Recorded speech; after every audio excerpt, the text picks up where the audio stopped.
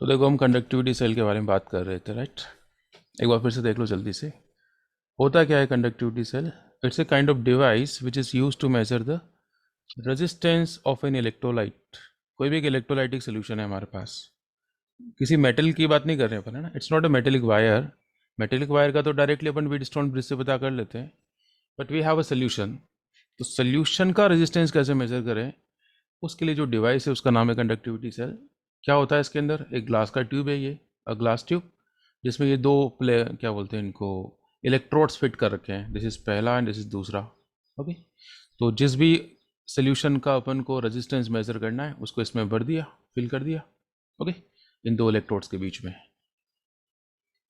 Clear? और फिर इसको, है ना, ये दोनों इलेक्ट्रोड्स कहाँ कनेक्ट कर देंगे अपन? व्हीटस्टोन ब्रिज में उस जगह कनेक्ट करेंगे जहाँ पर अननोन रेजिस्टेंस होता है।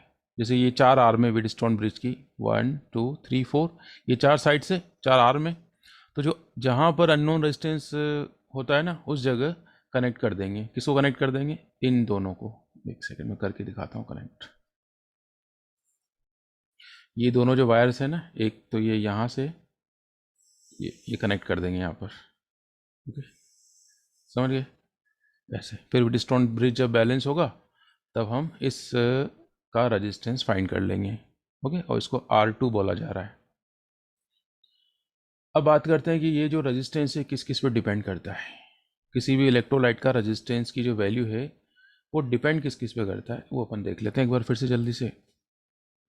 तो ये रेजिस्टेंस डिपेंड करेगा किस पर? एक तो डिपेंड करने वाला है कि इन दोनों इलेक्ट्रोड्स के बीच का डिस्टेंस कितना है, दिस वन। इसको L नाम दे रहे हैं। L क्या है यहाँ पर? It's not the length of the conductor, small l is what? Distance of separation of the two electrodes. Cathode और एनोड के बीच का डिफरेंस है ये, कैथोड और एनोड के बीच का डिस्टेंस है। ओके, और जो, तो इस पर डिपेंड करेगा, जितना ज़्यादा डिस्टेंस होगा रेजिस्टेंस उतना ही ज़्यादा होगा, क्योंकि उतना ही ज़्यादा अमाउंट आएगा यहाँ पर इलेक्ट्रोलाइट का। तो डिस्टेंस, या फिर आयंस को जाने के लिए, माइग्रेट करने के लिए उतना ही ज़्यादा डिस्टेंस ट्रैवल करना पड़ेगा, तो उनके रास्ते में उतनी ज़्यादा रुकावटें आएगी। ओके, तो first factor on which the resistance depends is this small L. ध्यान रहेगा स्मॉल एल क्या है यहाँ पर? Distance of separation of the two electrodes.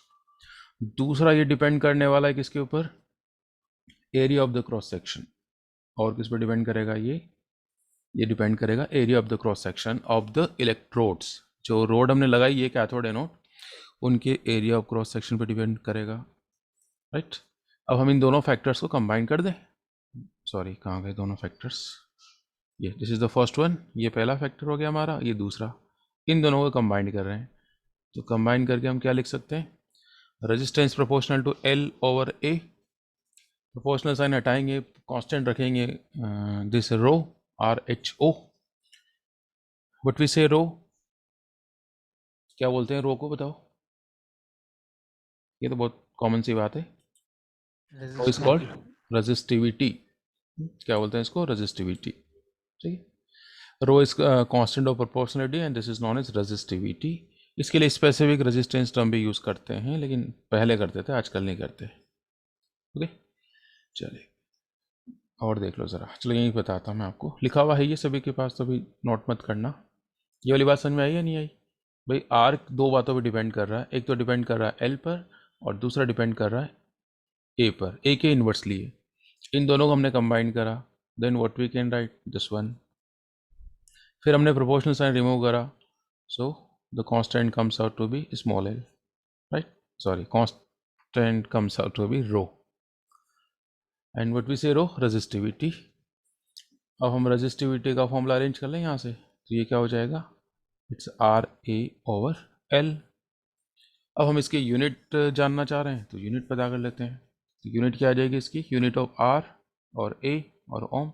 R is expressed in ohm, A is metre square, और L क्या ले रहे हैं अपन? मीटर। तो ये कैंसिल हो गया, मीटर से मीटर स्क्वायर, तो बचेगा क्या? ओम इंटू मीटर। ओके, तो ohm into metre is the unit of resistivity. Done. चलिए अब हम इसको डिफाइन करते हैं। किसको डिफाइन करना चाहते हैं हम? रेजिस्टिविटी को डिफाइन करना चाह रहे हैं।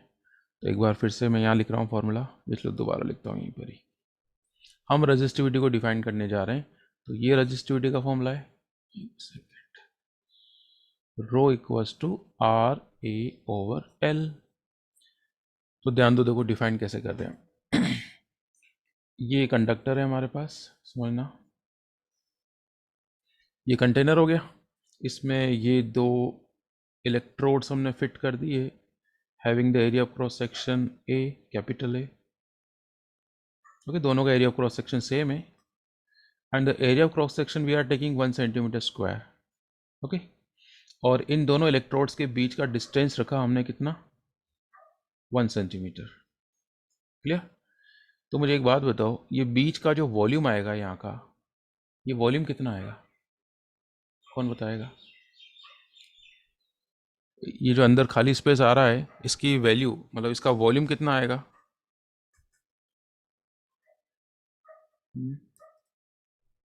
कौन बताएगा, बताओ।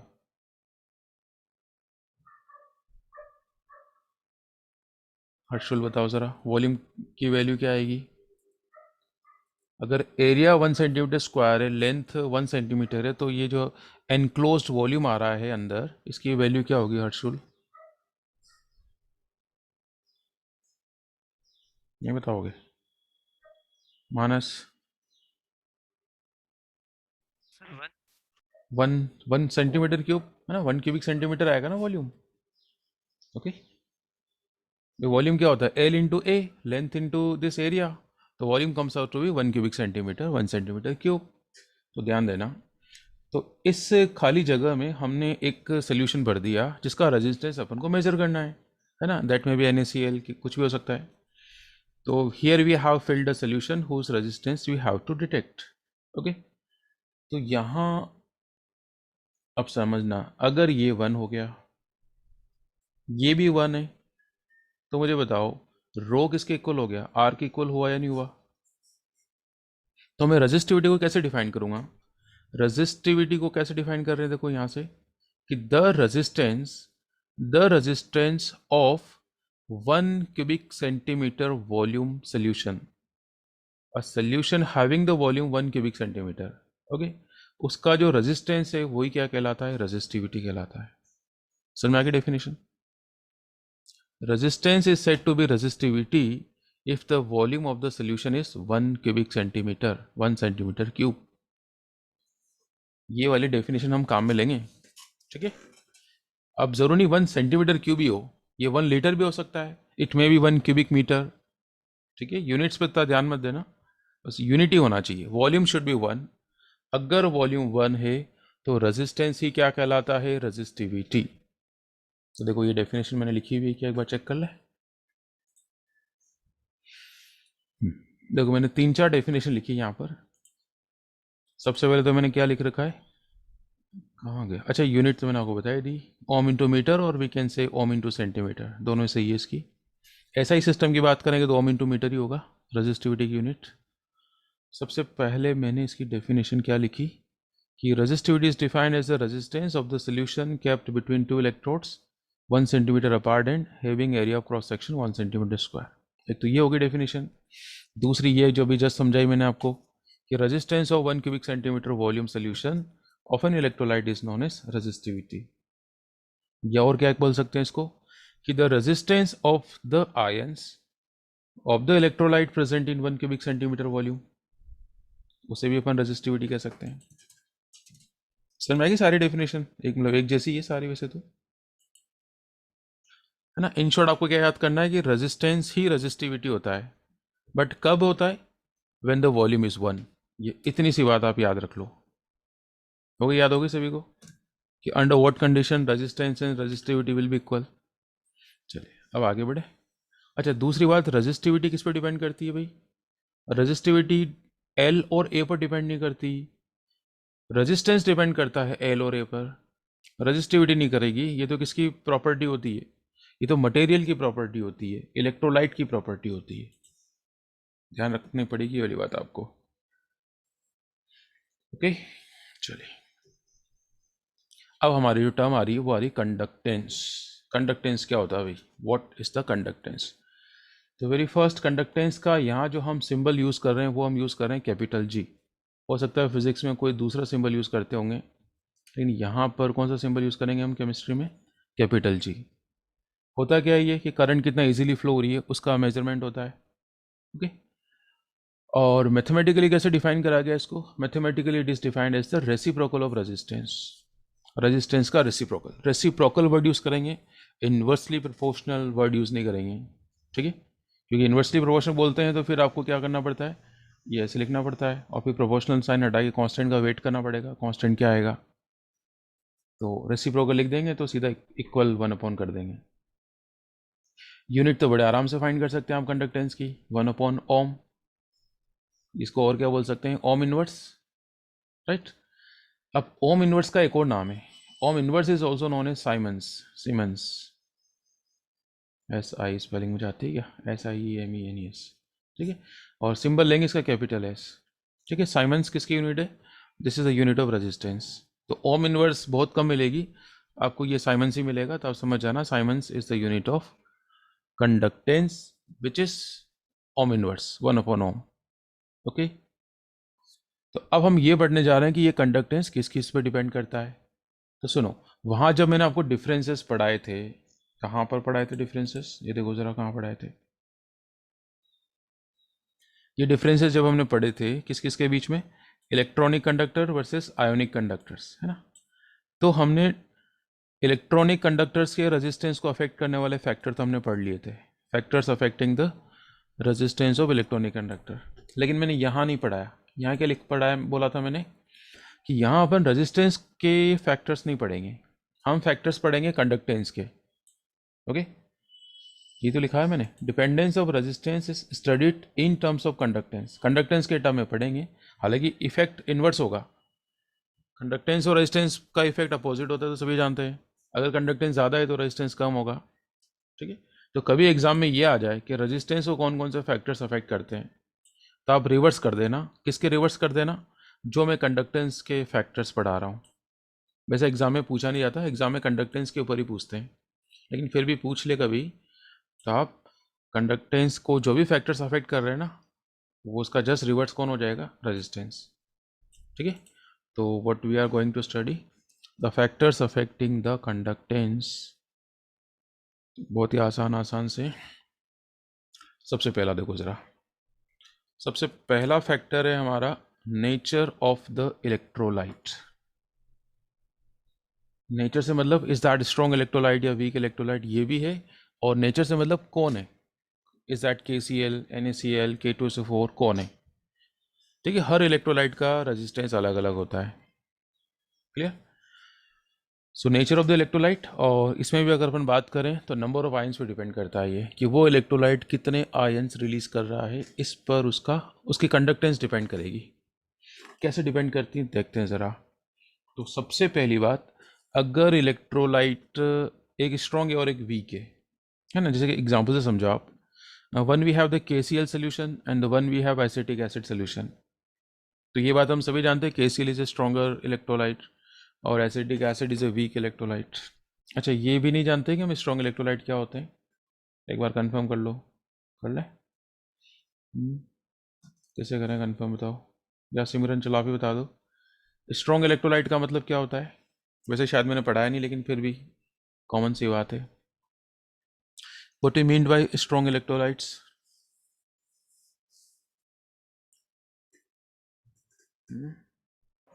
So will dissociate completely in their ions. Yes, जो कंप्लीटली ब्रेक हो जाते हैं उन्हें कहते हैं अपन स्ट्रॉन्ग इलेक्ट्रोलाइट्स, और जो पार्ट्सली ब्रेक होते हैं उन्हें क्या बोलते हैं अपन, वीक इलेक्ट्रोलाइट्स। Weak. पढ़ेंगे, चलो ये भी और पढ़ा दूंगा मैं आपको। तो वी नो दिस, अब थोड़ा आइडिया में होना चाहिए ना, KCl एक स्ट्रॉन्ग इलेक्ट्रोलाइट है और एसिटिक एसिड एक वीक इलेक्ट्रोलाइट है। दोनों की कंसंट्रेशन सेम है ना, 1m का मतलब 1 molarity, both have the same concentration. तो फिर कंडक्टेंस किसकी ज़्यादा होगी, स्ट्रॉन्ग इलेक्ट्रोलाइट की ज़्यादा होगी। फिर बात आती क्यों, why do strong electrolytes have more conductance value. Answer is कि they release more number of ions, ये नंबर ऑफ आयन ज़्यादा रिलीज करेंगे, 100% ब्रेक होंगे ना तो आयन ज़्यादा आएंगे, और ये पार्शली ब्रेक होंगे तो नंबर ऑफ आयंस कम आएंगे। तो देखो ये वाली बात लिखी हुई क्या, it is more for stronger electrolyte as compare to weak electrolyte because strong electrolytes contain more number of ions. Okay, और वो क्यों कर मोर नंबर ऑफ आयन क्यों आ जाते हैं, क्योंकि ये 100% या ऑलमोस्ट 100% टूट जाते हैं। ठीक है, चलिए दूसरी बात, अगर दोनों ही स्ट्रॉन्ग इलेक्ट्रोलाइट आ जाए तो क्या करेंगे?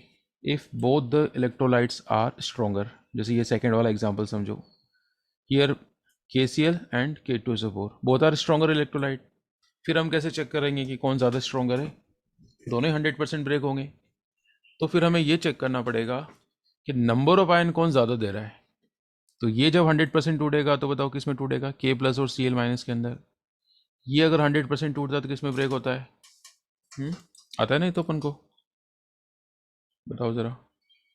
ये अगर ब्रेक होगा तो 1K एंड 1Cl माइनस, और ये अगर ब्रेक होगा तो twice of K plus SO4 2K two. plus SO4 2 minus. तो नंबर ऑफ आयन ओवरऑल किस में ज़्यादा होंगे? इसी में ज़्यादा होंगे। ठीक है, कंसंट्रेशन हमने सेम रखी है ना, अगर इसको भी बदल देंगे तो फिर वो आगे पढ़ रहे हैं, ध्यान रहेगा। तो कंडक्टेंस किसकी ज़्यादा होगी? K2SO4 की ज़्यादा होगी। पहले तो ये चेक कर लेना कि स्ट्रॉन्ग इलेक्ट्रोलाइट है या वीक इलेक्ट्रोलाइट है, तो स्ट्रॉन्ग वाले की ज़्यादा होगी वीक से। फिर अगर दोनों ही स्ट्रॉन्ग आ जाए तो फिर देख लेना ब्रेक करने के बाद नंबर ऑफ आयंस कौन ज़्यादा दे रहा है। जो नंबर ऑफ आयंस ज़्यादा देगा फिर उसकी ज़्यादा होगी। क्लियर? चलिए, अब एक बात और मैं आपको बता देता हूँ, यहीं पर ही एक बात और बता देता हूँ कि जो H प्लस आयन और OH माइनस आयन होते हैं ना, उनकी कंडक्टेंस एक्सेप्शनली ज़्यादा होती है सबसे, सब बोले तो जितने भी आयन है उन सबसे ज़्यादा होती है। तो ये वाली बात अपन नोट के फॉर्म में लिख लेते हैं। पुट ए नोट, नोट कलर में आ गया हमारे पास, वाइट करते हैं इसको, इसमें टाइम लग जाएगा। क्या कहना चाह रहा हूँ मैं कि exceptionally H plus and OH minus ions, मैं ये नहीं कह रहा हूँ कि वाटर के नहीं, अब एग्जांपल देके समझा दूंगा। एक्सेप्शनली कैसे लिखते हैं? EXCE, exceptionally. ये थोड़ा सा थ्योरेटिकल पार्ट है, थोड़ा एडजस्ट कर लो, है ना। आपके फेवरेट न्यूमेरिकल पार्ट थोड़ी देर में शुरू होगा। Exceptionally conductance of H plus ion and OH minus ion. मैं ये नहीं कह रहा हूँ, ध्यान रखिए, कि पानी से आने वाला H और OH उसकी बात कर नहीं कर रहे हैं। पानी तो खुद एक वीक इलेक्ट्रोलाइट है, तो वो कहाँ से देगा H और OH माइनस आयन? जैसे HCl है, हाइड्रोक्लोरिक एसिड, तो उससे जो H आएगा ना उसकी बात कर रहा हूँ। NaOH, सोडियम हाइड्रोक्साइड से जो OH आएगा उसकी बात कर रहा हूँ मैं। तो exceptionally conductance of H plus and OH minus ion is very high, ठीक है। कोई इनके सामने कोई स्ट्रॉन्ग इलेक्ट्रोलाइट भी आ गया ना, उससे भी ज़्यादा होगी, इज़ वेरी हाई। अगर अपन आयन में कंपेयर करेंगे ना, चलो मैं एग्जांपल से समझाता हूँ, कुछ समझ में आ जाएगा ना। फॉर एग्जांपल से सही समझ में आती चीज़ें ना, कभी कभी वर्ड्स बैठते नहीं है। तो फॉर एग्जांपल हमें कंपेयर करना है हाइड्रोक्लोरिक एसिड वर्सेस NaCl, तो बोथ आर स्ट्रॉन्ग इलेक्ट्रोलाइट, है ना। और दोनों के अंदर नंबर ऑफ आयंस भी सेम दिख रहे होंगे शायद आपको, चेक करो, देखो मोलैरिटी भी सेम है। मैं चलो मोलैरिटी भी लिख देता हूँ, 1 कैपिटल है, 1 कैसे लिखते हैं? 1 मोलैरिटी का HCl सोल्यूशन है हमारे पास, और 1 मोलैरिटी का ही क्या है हमारे पास? NaCl सोल्यूशन है। तो अभी आपसे पूछा जाए बताओ ज़्यादा कंडक्टेंस किसकी होगी, तो आप पहला पॉइंट क्या लगाओगे? कौन स्ट्रॉन्ग है कौन वीक है? तो यहाँ तो दोनों ही स्ट्रॉन्गर है। चलो सेकंड पॉइंट क्या लगाओगे आप, कि नंबर ऑफ आयन ज़्यादा कौन दे रहा है? तो नंबर ऑफ आयन ये भी दो ही प्रोवाइड करेगा, एक H प्लस एक Cl माइनस, ये भी दो प्रोवाइड करेगा, 1 Na प्लस 1 Cl माइनस। फिर कैसे डिसाइड करोगे किसकी ज़्यादा होगी? तो फिर आपका ये वाली पॉइंट आपकी हेल्प करेगा, है ना। ये एक फिनोमिनन होती है, ग्रोथस इफेक्ट कहते हैं। क्या बोलते हैं इसको? ग्रोथस की स्पेलिंग तो मुझे नहीं आती है, लिख देता हूँ चलो, ग्रोथस। THAS होता है या US होता है मुझे नहीं पता, US होता होगा। एक ग्रोथस साइंटिस्ट थे, उन्होंने बताया था इसके बारे में ना, जंप करते हैं ना। चलो फिर कभी डिटेल पढ़ाएंगे इसका। H और OH आयन क्या करते हैं? जंपिंग मेथड से कंडक्शन को बढ़ाते हैं। आप तो इससे भी याद ही कर लो, है ना, कि H और OH कहीं पर भी आ जाए ना तो डोमिनेटिंग सबसे ज़्यादा वही कंडक्टेंस प्रोवाइड करते हैं। तो क्लियर हो गया आंसर? वाई 1A में HCl has greater conductance as compare to NaCl, because there is H plus की वजह से ओवरऑल H प्लस की कंडक्टेंस क्या हो जाएगी? ज़्यादा हो जाएगी। ठीक है। सिमिलरली अगर आपसे पूछे NaCl ना, सिमिलरली कैसे लिखते हैं? सिमिलरली है ना। 1 मोलारिटी वाला अगर आपके पास क्या हो, NaOH हो, सोडियम हाइड्रोक्साइड, तो उसकी मोलारिटी भी क्या, सॉरी उसकी कंडक्टेंस वैल्यू भी क्या होगी, ज़्यादा होगी एज़ कम्पेयर टू 1 मोलारिटी वाला NaCl। ठीक है, नंबर ऑफ आयन सेम है यहाँ दोनों केस में। तो फिर हम क्या देख रहे हैं, इसमें OH की वजह से ये ओवरऑल NaOH की कंडक्टेंस वैल्यू ज़्यादा आ जाएगी। डन। चलो, second factor is the concentration factor. Okay, अब हम क्या देख रहे हैं, second factor is the concentration 1। Concentration अगर कम ज़्यादा कर दें तो फिर कंडक्टेंस पे क्या फ़र्क पड़ेगा। ये थ्योरेटिकल पार्ट है, लेकिन एग्जाम में क्वेश्चन आते हैं इसके ऊपर, ही ध्यान रखना, इंपॉर्टेंट लगा दो उसके आगे। It's a very very important topic. छोटे छोटे क्वेश्चन आएंगे 1 मार्क्स के। कंसंट्रेशन ऑफ द सोल्यूशन, तो देखो कंसंट्रेशन कैसे अफेक्ट करेगी, तो मैं थोड़ा सा आपको बताता हूँ। देखो हमने 11th क्लास में एक चीज़ पढ़ी थी, क्या बोलते हैं उसको, ऑस्टवाल्ड डाइल्यूशन लो, याद आ रहा आपको। लास्ट ईयर आयोनिक इक्विलिब्रियम में हमने एक टॉपिक पढ़ा था, ऑस्टवाल्ड डाइल्यूशन लो। वैसे ये वीक इलेक्ट्रोलाइट्स के लिए गिवन है ना, कोई भी वीक इलेक्ट्रोलाइट के डिसोसिएशन पर वॉल्यूम कैसे अफेक्ट करता है, कंसंट्रेशन कैसे अफेक्ट करती है, तो उसका एक ये फॉर्मूला होता है, alpha equals to K/C। C is the concentration, तो 1/C, कंसंट्रेशन का रेसिप्रोकल क्या होता है, वॉल्यूम, तो इसको क्या लिखा जा सकता है, K/V। अल्फा क्या होता है, यहाँ पर अल्फा होती है डिग्री ऑफ डिसोसिएशन, यहाँ पर मैंने इन शॉर्ट लिख दिया DOD। तो सुनो ज़रा, K तो कांस्टेंट है, तो अगर हम वॉल्यूम बढ़ाएंगे या फिर कंसंट्रेशन कम करें, कंसंट्रेशन कम करो या वॉल्यूम बढ़ा दो, वॉल्यूम बढ़ाना इज नॉन एज डाइल्यूशन, तो उसका अल्फा बढ़ेगा। अल्फा मतलब डिग्री ऑफ डिसोसिएशन, मतलब वो ज़्यादा ब्रेक होगा। पहले अगर वो 5% ब्रेक हो रहा था, तो आपने ज़्यादा पानी मिला दिया तो वो 10% ब्रेक होगा, 20% ब्रेक होगा। अल्फा बढ़ेगी तो नंबर ऑफ आयन बढ़ेंगे, डेफिनेटली नंबर ऑफ आयन्स बढ़ेंगे, और नंबर ऑफ आयन्स बढ़ेंगे तो कौन बढ़ेगा, कंडक्टेंस तो बढ़ेगी बढ़ेगी। ठीक है, क्लियर हो गई बात।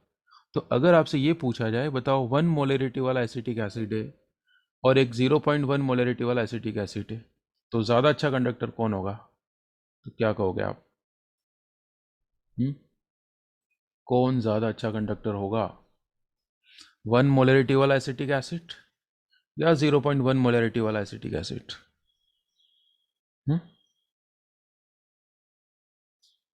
बताओ ज़रा। तो यहाँ पर 1 मोलरिटी इज मोर कंसंट्रेशन, तो कंसंट्रेशन कम होगी ना, तो वॉल्यूम ज़्यादा, डाइल्यूशन ज़्यादा, कंडक्टेंस ज़्यादा, तो अच्छा कंडक्टर कौन होगा, ये होगा। ठीक है, अभी तो दोनों ही वीक इलेक्ट्रोलाइट है, दोनों ही वीक हो, फिर आप ये देख लेना, कंसंट्रेशन जिसकी कम होगी, कंडक्टेंस वैल्यू उसकी क्या होगी, ज़्यादा होगी। ओके, ध्यान रहेगा क्या, बोलो, आगे बढ़ना चाहिए मुझे लग रहा है। Third is the viscosity of the solvent. Solvent की विस्कोसिटी कैसे अफेक्ट करती है, कि अगर सॉल्वेंट बहुत ज़्यादा विस्कस है, ठीक है, तो आयंस का माइग्रेशन नहीं हो पाएगा उसके अंदर, आयंस का फ्लो नहीं हो पाएगा, आयन को तो जाना होता है ना कैथोड एनोड की तरफ, तभी तो कंडक्शन कर पाएंगे वो। तो सॉल्वेंट जिसके अंदर वो मूव कर रहे हैं, वो सॉल्वेंट अगर बहुत ज़्यादा विस्कस है, बहुत ज़्यादा गाढ़ा है, समझ में आ रहा है, विस्कोसिटी का मतलब समझते हैं आप, तो कंडक्शन नहीं हो पाएगा। तो ये इन्वर्सली हो गया ना, विस्कोसिटी ज़्यादा होगी तो कंडक्टेंस कम होगी। फिर टेम्परेचर का तो अपन पढ़ ही चुके हैं, फिर भी देख लेते हैं कि टेम्परेचर बढ़ाने से क्या होता है, रेजिस्टेंस कम होता है। ओके, और रेजिस्टेंस अगर, अच्छा ये बात ध्यान रखना, अपना जो पूरा चैप्टर है ना, वो आयोनिक क्या बोलते हैं इसको, आयोनिक कंडक्टर्स के ऊपर चल रहा है, मेटेलिक कंडक्टर की हम बात ही नहीं कर रहे हैं। ठीक है, जितनी भी करनी थी हमने डिफरेंस के फॉर्म में कर ली। अब पूरा चैप्टर किसके ऊपर चल रहा है, ionic conductors, that's electrolytic conductor. अब आप ये मत कह देना कि कॉपर के केस में तो ऐसा नहीं होता, कॉपर अलग कैटेगरी भाई, वो मेटेलिक कंडक्टर है, हम तो आयोनिक कंडक्टर्स की बात कर रहे हैं। ठीक है, तो आयोनिक कंडक्टर्स के बार बार नहीं बोलूँ तो आप समझ जाना आयोनिक की बात कर रहे हैं अपन। तो टेम्परेचर बढ़ाने पर क्या होता है, रेजिस्टेंस कम होता है, बिल्कुल कम होता है। क्यों कम हो जाता है, क्योंकि वो आयंस के बीच का फोर्स ऑफ अट्रैक्शन ब्रेक हो जाता है। जैसे NaCl है, टेम्परेचर बढ़ाएंगे तो ये फोर्स ऑफ अट्रैक्शन टूटेगा ना, आयनिक बॉन्ड टूटेगा, आयंस फ्री होंगे, तो हम क्या बोलेंगे, रेजिस्टेंस कम हो गया। ओके, और तो कंडक्टेंस बढ़ेगी। और दूसरी ये सॉल्वेंट की विस्कोसिटी भी कम कर देता है, टेम्परेचर बढ़ाने पर सॉल्वेंट की विस्कोसिटी भी कम हो जाती है, और आयंस के बीच का फोर्स ऑफ अट्रैक्शन भी कम हो जाता है, तो कंडक्टेंस फाइनली बढ़ेगी टेम्परेचर बढ़ाने पर। ओके, नेक्स्ट ये 6 फैक्टर और देख लेते हैं, ये थोड़ा अच्छा फैक्टर है 6 वाला, इसमें थोड़ा टाइम लगाए अपन 6 वाले में। छठा फैक्टर देख लेते हैं, चलो थोड़ा सा मैं जगह करूँ इसके लिए। साइज एंड सॉल्वेशन ऑफ, इसको नीचे ले चलते हैं अपन। Size and solvation of the ion पहले समझ लो, फिर लिखा हुआ पढ़ लेंगे। अच्छा, मुझे कोई जवाब देगा क्या? देखो, जवाब देने का मतलब वो वाला जवाब नहीं देना है, आंसर देना है। यस, किससे एक्सपेक्ट करा जाए? या श्रुति? श्रुति मुझे ये बताओ ज़रा कि 1 is the sodium cation and 1 is the potassium cation. तो अगर आपसे श्रुति ये पूछा जाए, चलो पहले बताओ इन दोनों में से साइज़ किसकी स्मॉलर है? किसकी साइज़ स्मॉलर है, दैट ऑफ सोडियम और पोटेशियम? सर Na प्लस है ना, ये हमें पता है ना, एक ग्रुप में नीचे जाते हैं साइज़ बढ़ती है, तो Na की साइज़ स्मॉलर है K से। ओके, चार्ज की वैल्यू दोनों पर सेम है ना, इस पर भी +1 है, इस पर भी +1 है। लेकिन श्रुति, मैं अगर ये पूछूं आपसे कि चार्ज की डेंसिटी किस पर ज़्यादा है, चार्ज डेंसिटी किस पर ज़्यादा है, तो आप क्या कहोगे? चार्ज डेंसिटी किस पर ज़्यादा है, ये बता दो ज़रा मुझे। विच ion has more charge density, that of Na plus और K plus? Sir K plus. K plus पर नहीं है, Na की चार्ज डेंसिटी ज़्यादा है। देखो समझो कैसे, देखो ये छोटा सा वॉल्यूम है इसका बेचारे का, और उस पर प्लस चार्ज है, और पोटेशियम की साइज़ बड़ी है ना, तो प्लस चार्ज इतने सारे वॉल्यूम पर डिस्ट्रीब्यूटेड है। ठीक है, तो चार्ज यहाँ थोड़ा सा कंडेंस है, ऐसे कह सकते हैं अपन।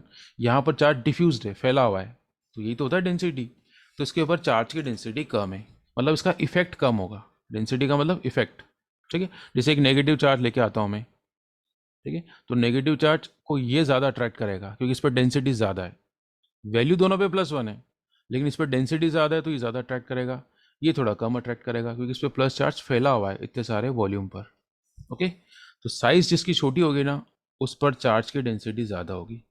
तो देखो, चार्ज डेंसिटी ज़्यादा होने से क्या हो गया, कंडक्टेंस, हमें तो वो समझना है। तो अगर सॉल्वेंट कैसा है, यहाँ पर पोलर है, सॉल्वेंट इज पोलर, पोलर मतलब which has plus minus poles, तो इसको बहुत सारे पानी के मॉलिक्यूल क्या कर लेंगे, सराउंड कर लेंगे। ज़्यादा डेंसिटी होगी ना, तो मल्टी लेयर, बहुत सारी लेयर्स बन जाएगी पानी की। मान लेते 4 लेयर पानी की बन गई, इस पर चार्ज डेंसिटी कम है, तो एक ही लेयर आ पाएगी पानी की। तो अब बताओ मुझे, ओवरऑल किसकी साइज़ बड़ी हो गई? जो छोटा आयन था ना, उसकी साइज़ बड़ी हो गई, पानी के बहुत सारे मॉलिक्यूल ने इसको सराउंड कर लिया, तो इसकी साइज़ बड़ी हो गई ना, तो अब ये मूव नहीं कर पाएगा, इसकी मोबिलिटी कम होगी, मतलब ये फ्लो नहीं कर पाएगा कैथोड एनोड की तरफ, आसानी से नहीं जा पाएगा। तो कहने का मतलब इसका कंडक्टेंस क्या हो गया, कम हो गया। ठीक है, तो अगर कैटायन की साइज़ छोटी है, ठीक है, size of the ion smaller है, तो उस पर चार्ज डेंसिटी क्या होगी, ज़्यादा होगी। चार्ज डेंसिटी ज़्यादा होने से क्या होगा, उसको बहुत सारे पानी के मॉलिक्यूल सराउंड कर लेंगे। उसके लिए एक टर्म आती है सॉल्वेशन। सॉल्वेशन का मतलब बहुत सारे पानी के मॉलिक्यूल या एनी पोलर सॉल्वेंट अगर सराउंड कर लेता है, तो सॉल्वेशन ज़्यादा होगा, तो उसकी साइज़ बड़ी हो जाएगी और उसकी कंडक्टेंस क्या हो जाएगी, कम हो जाएगी। क्लियर? चलिए, अब जो लिखा हुआ है सारा पढ़ लेते हैं अपन, क्या क्या लिख रखा है मैंने। जल्दी से पढ़ लेते हैं क्या क्या लिखा हुआ है। क्या लिखा हुआ मैंने कि as we know small size ions have more charge density. ठीक है, मैंने लिख दिया वी नो, बट आपको पता चल गया साइज अगर आयन की छोटी है तो उस पर डेंसिटी ज़्यादा होगी चार्ज की, है ना। रीज़न अभी समझा ही दिया था मैंने, चार्ज कम डिफ्यूज रहेगा, छोटे से पार्ट पर कंसनट्रेट रहेगा। So it is more surrounded, it will be more surrounded by the solvent molecule, right. उसको बोलेंगे हाईली सॉल्वेटेड। और बहुत ज़्यादा सॉल्वेटेड होने से क्या हो जाएगा, उसकी मोबिलिटी कम हो जाएगी, वो मूव नहीं कर पाएगा, हैवी हो जाएगा ना पानी के मॉलिक्यूल आने से, तो हम क्या कहेंगे, कंडक्टेंस उसकी कम हो गई। क्लियर? तो हम क्या बोल सकते हैं, कंडक्टेंस इन्वर्सली प्रोपोर्शनल होती है किसके, सॉल्वेशन ऑफ द आयन। चलो ये सारी बातें तो मैं एक ही लाइन में लिख देता हूँ, ये सारी बातें